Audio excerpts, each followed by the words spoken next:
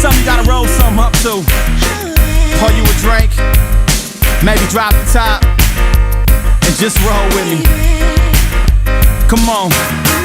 My name is Wes Jones, producer, rapper, entrepreneur, and clothing line designer for my brand Drum Life. We all know that drummers are the heartbeat of the band. So I created this show to inspire people, to show love, and give light to some of the biggest musicians playing for some of the biggest artists in the world today. So come hang out with me on this episode of Hi-Hats. Got a suite at the Four Seasons with a dime piece mixed with Cuban and Puerto Rican. She never seen a nigga do it like this before. Ocean Drive in that Maybach 6-so coupe. The sun beaming through the glass roof. Louis tennis, crushed linen, diamonds glistening. Money slipping at the same time while I'm spinning.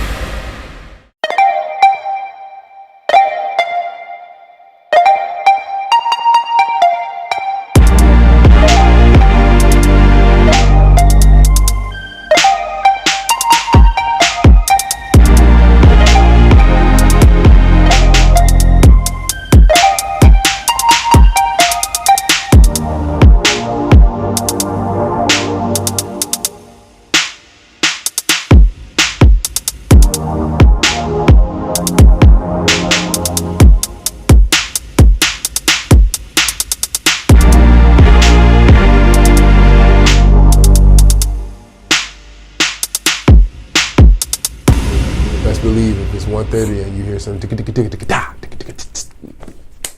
you just gonna hear it. My mother's name is Karen. My father's name is Babatunde. He is from Nigeria. My mom is from South Central. My parents met on a bus. From there, I guess they just clicked and I showed up. I have an older brother. I have a sister. I won't put her age out there. I did play sports. I was mainly a football fan. I attempted to play college ball at a JC, but then that's when I said, you know what, I ain't getting paid running these bleachers and lifting these weights, but I got a gig tomorrow. That's this amount of dollars. I'd rather do this. And that's when I hung up my cleats. And so after that, I transferred to Musicians Institute in Hollywood. I majored in the sound engineering. I never finished at Musicians Institute. I do plan on going back, but just a little too busy at the moment.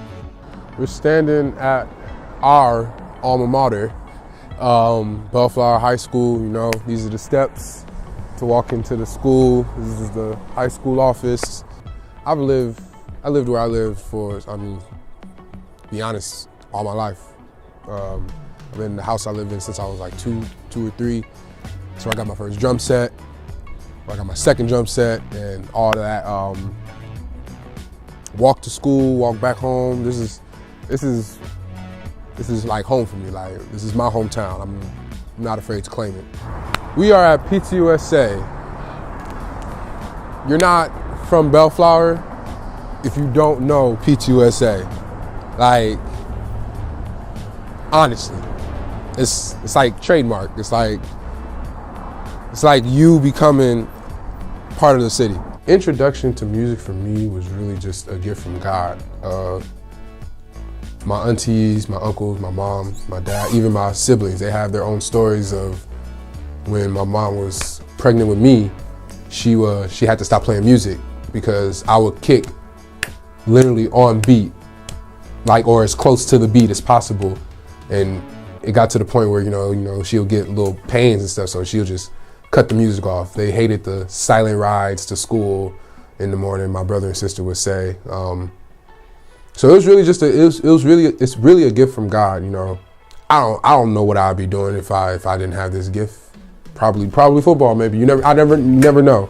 But I'm grateful for it, and I'm grateful for the life it's given me. The life that's to come. Can I just get a slice, one slice of pepperoni? Okay, it's coming up. Working on it. For you? Nah, I'm good. Well, actually, you make that too? Sure. Make it 3. Yo. I made my first drum set, and then I got my first drum set at 2. So that's that story. My first check was at New Commandment Missionary Baptist Church, my home church. All always went to choir rehearsal, and one Sunday, the drummer didn't show up, and I used the tambourine as my snare drum, and he left his hi-hats and his pedal there, and I was playing for choir rehearsal, just playing until he got there, but he didn't show up, so I learned the songs, and I think I was probably like six or seven. I learned the songs, and in the choir rehearsal, the choir director was like, well, Branden's going to play drums Sunday, and I heard that, and what? I brought my little groove percussion kit to church. My dad helped me set it up. That was my first drum tech, and got my first $50, 6 years old, 6 years old, yeah. Wes, let me get this single one right here. Boom. That's just right there. My man. Yeah, I'm gonna need some Parmesan. Gotta get the cheese. But yeah, man, so this where all the magic happens at, huh, B? Yeah? Okay. My bad. Huh? I'm hungry. Yeah. I had to. I ain't been here in years. Tastes the same. Boy. Let me get another slice. I'm just playing. A week, maybe two, not probably just a week or two in, I'm like, dang. I miss playing in church because it's freedom. Like I can express myself in so many ways with so many different songs, and the songs change every week, and I can get in tune with those songs with whatever is going on in my life. So I still play in church to this day. I played this morning. No, it was never I wish I was a Crip, I wish I was a Blood. You know, I wish I knew how to throw that up, throw this up. Like you said, I'm blessed that I've been able to just see that lifestyle and be like, that's not for me. I like practicing 5 hours a day, getting better.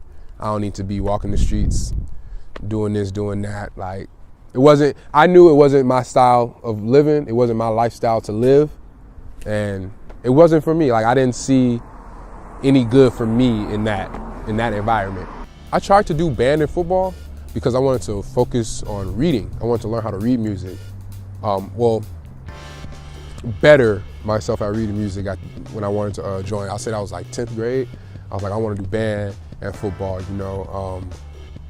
The music teacher didn't accept it. You know, he saw my talent and wanted me just to focus on music. But I told him, like, I'm a kid.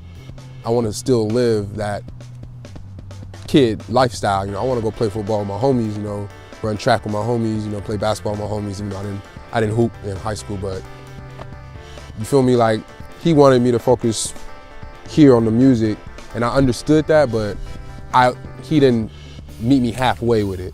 So that's where me and the music director here at Bellflower butted heads. I still see him around. We're still cool, you know. He still asks me how my music career is going and stuff, you know. We're nothing but back then, that was that. The first band or group I could say I started playing for regularly was LA Inner City Mass Choir. That's where I'll say I got my stripes, my chops, I got it in, as you would say. That's where, you know, I would say I got to really build my sound, build myself, you know, build my name at a young age. Thankful for that around the LA community and stuff. So it was, I appreciate those days. I really do, you know. Looking back, it was fun. It was really fun. I'm always so young to people. Like, I always grew up with people way older than me. Like, they're 30 in the club. I'm 15, 16. So, you know, I was the drummer that, hey, he can kill, but we can't get him in the club, you feel me? The first artist that said, hey, you're my drummer, is the artist I play for now, which is Cali. Like, he tells me every day, I see you, you're my drummer.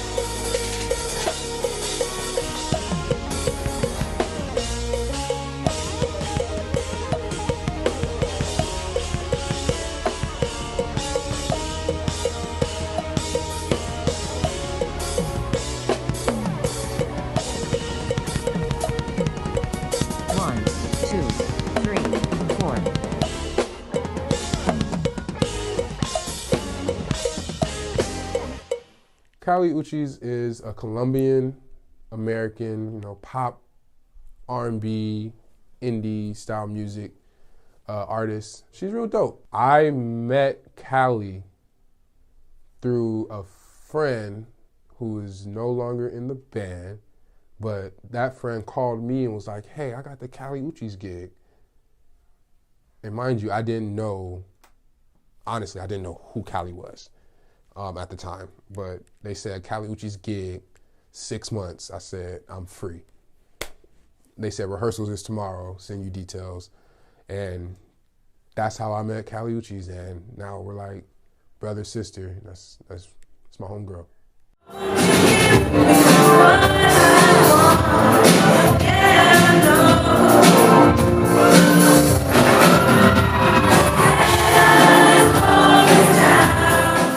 I enjoy her music. I enjoy playing her music.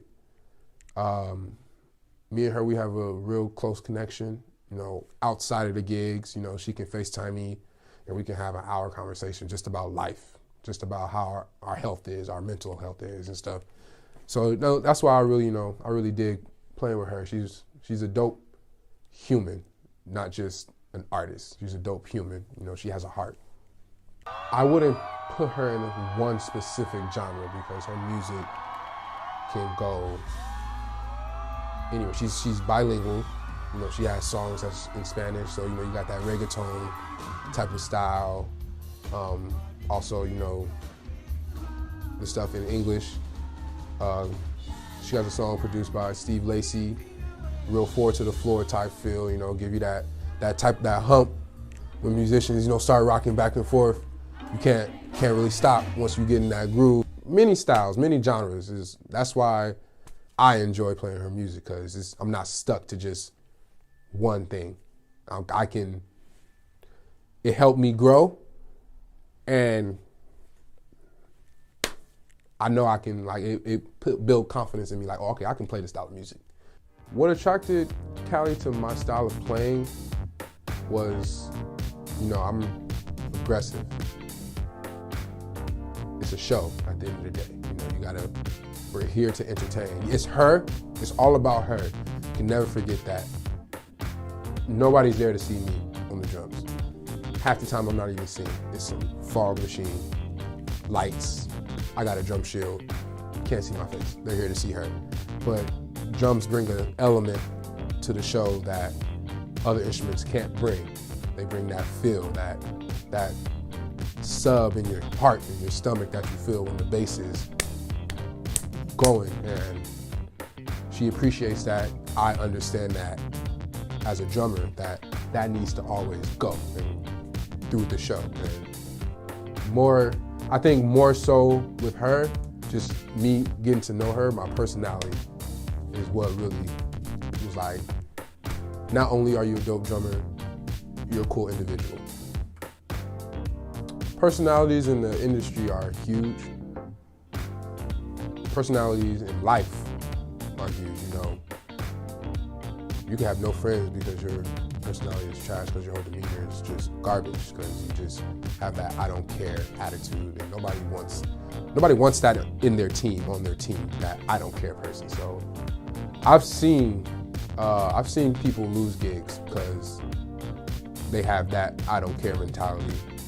I've seen people take gigs from those people because they have a go get it, wake up every day and go get it type of mindset.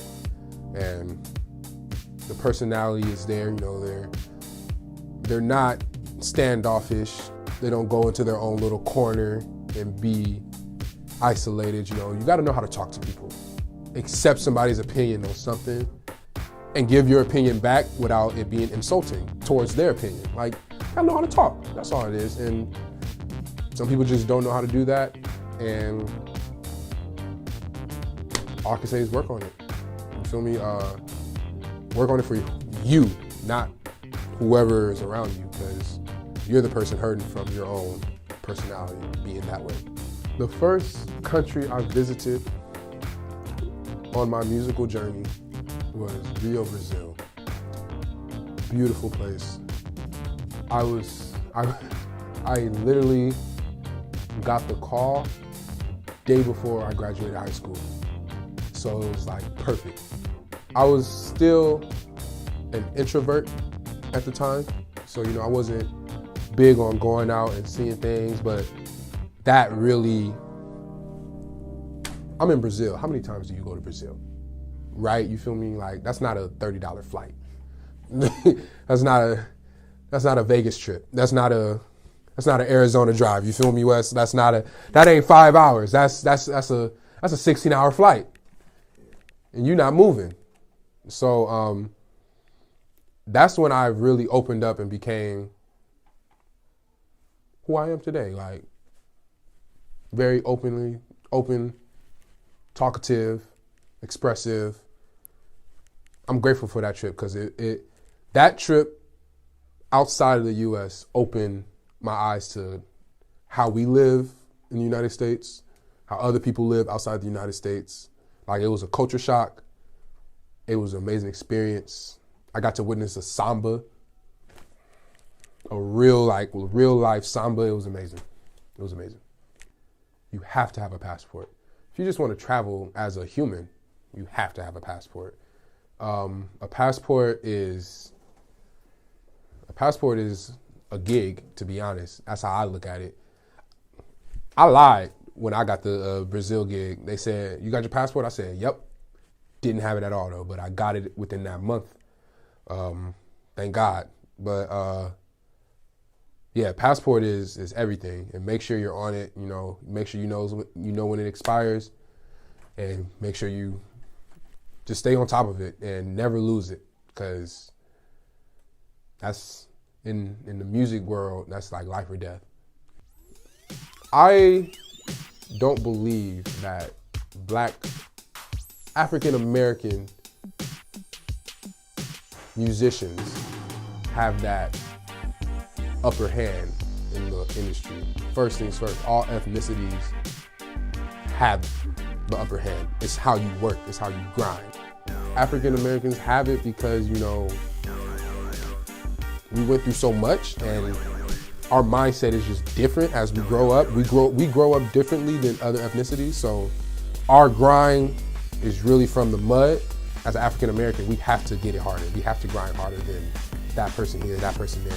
We can't stop, because if we stop,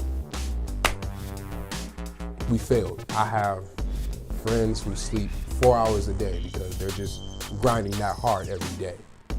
And to see where they're at because of those 4 hours of sleep in a day only, it makes sense why they're so successful. It makes sense why you see them doing this, and that.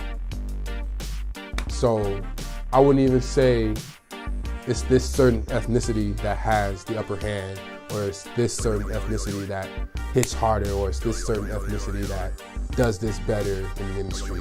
It's just who grinds more. Both my first drum teachers and my father and my mother, they both, all three of them put that mindset in me saying, hey, you can make a living doing this because you're very talented. Like, you can work this from now till whenever. And I'm talking, they telling me this at 8, 9, 10, doing these shows. I was 14, 15 in clubs with X's on my hands, waiting at the back door just to play for 30 minutes to an hour. But I had to be there at 9, so we go on at 12. It's crazy. That's been my lifestyle. We are at my elementary school, Ernie Pyle. One of the 3 elementary schools I went to, but this was the last stop. This is where I said I'm from Bellflower. Coming to Ernie Pyle was a little culture shock for me. I went to a private school K through 5th, and I came to Ernie Pyle 6th grade. Got my first fight, first kiss. First time I got my cell phone taken away from me. First time I got detention. I was an angel, I had my little halo when I went to private school. This is where I got my stripes They did the Scholastic book thing at my private school. I don't remember it being here, to be honest. I never bought books. So I'll probably just be in there like, oh, a book about Michael Jordan. Whoop. Oh, a book about this person. Whoop. Like, I knew I was music. If it wasn't nothing about music, it wasn't for me, I should say. So yeah, when I came to Ernie Powell, I was already musically inclined. I was already into drums. I was still playing Pop Warner football. But Pop Warner games was Saturday, Monday through Friday school. I probably got a rehearsal, one of those night choir rehearsal for church, and probably a choir rehearsal for, inner city choir I'm playing for or something like that. And yeah, again, I never expressed to any of my friends like, yo, I'm an amazing drummer, by the way. It was just, if you knew, you knew. Like, I never threw it out there. I was a football player to everybody before I became a musician in their eyes, but I was a musician always. It was one Sunday at church, and the drummer at the church I was going to when I was younger, he was playing the songs wrong. And so I looked at my mom, and she was singing in the choir, and I just, like, me and my mom always had this connection in our heads, like, we can speak without looking, right? And I'm gonna say I was like 9, probably younger than that. I just jumped on the drummer's lap and just started playing the song, and I let him control the kick, because I was always short, I couldn't reach it. And so I don't know, like, I was a good kid. I joined the drum line, and I walked in and I told the whole snare line, I'm better than you. That's probably the most mischievous thing I've ever done musically. I just watched Drumline twice, and I knew the whole movie. So I knew nobody could touch me, or I thought. And I walked in, first day, I said, I'm better than all you guys. But mind you, it's like high schoolers and it's a community drum line. It's like high schoolers in there. People getting trained by people in the Blue Devils. And I'm better than you. And there's nothing you can tell me. It's probably one of my least humble moments in my life. So, I don't know. That's probably it. I was a good kid. I tried to stay in the shadows. I'm an omnivert, but I'm more of an introvert. Being married in the music industry, in the touring world, and having, your kids, it's very possible. People do it all the time. It takes that right one, you feel me, for you to FaceTime every day to, hey boo, I'm here, I made it, let me see, what's up, son or daughter, you feel me, like, I look forward to that. I grew up in a two-parent household, I should say, my bad. I grew up in a two-parent household. I want that for not just me, for my seed when it comes. So that's why I'm like, it's possible. And that's just the type of man I've become. I want that for me and for my life. That's happiness. To be honest, I got into making beats like late. I really regret it. If I have one regret in life, it's not making beats as often as I should have with the equipment I've had all my life. I'll say probably, I'm 24, probably 20 is when I really got into beat making. But I've had studio speakers, Ableton, since I was like 16, 17. But I was more into drums at the time. So beat making wasn't, producing, I should say, wasn't my mindset. So I'll say about 20, 21 is when my producing mode clicked in my head. The most enjoyable thing about making beats, producing, is just getting that creative mind. I be driving, and one piece of a song could make a whole idea for me, a whole different idea. Just 2 notes from a song, I create a whole different melody for me, and I love that. And voice memo on my phone. I'll come in here and boom, make it on the spot. I love that. It brings those creative juices, something about that part of my brain that I love to activate, that it just, anytime. Sometimes I wake up in the middle of the night and just, I gotta make this beat I heard in my dream. You feel me? Like, so that's what I like. Just the creative process of it is what brings joy. That part of the brain that starts to rumble and starts shifting its gears. That's what wakes me up every day. My next goal in drumming, for drums, it's always just to get better every day, because there's somebody better than me right now. And I just gotta get better. Everybody has to get better.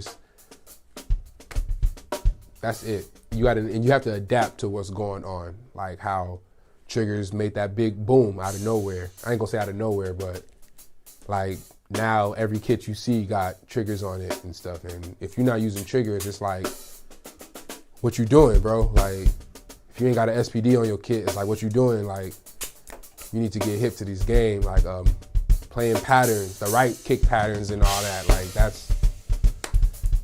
those are things you just got to get better at, and you have to stay, noticing these things, noticing what's going on in the drum world, what's new, who's hip, why are they hip? Oh, okay, that's what's going on, Just gotta stay, I don't want to say stay with the crowd, because you don't want to be in the crowd, you want to be yourself, but you gotta stay known.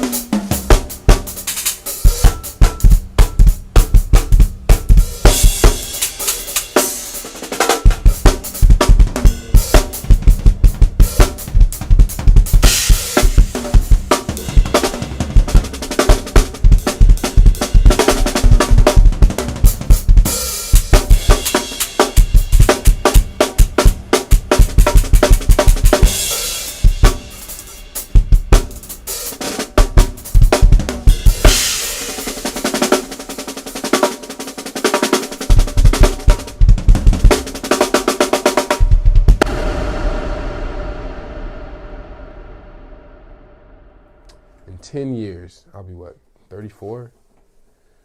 I definitely plan on being, an artist. Grammy winning.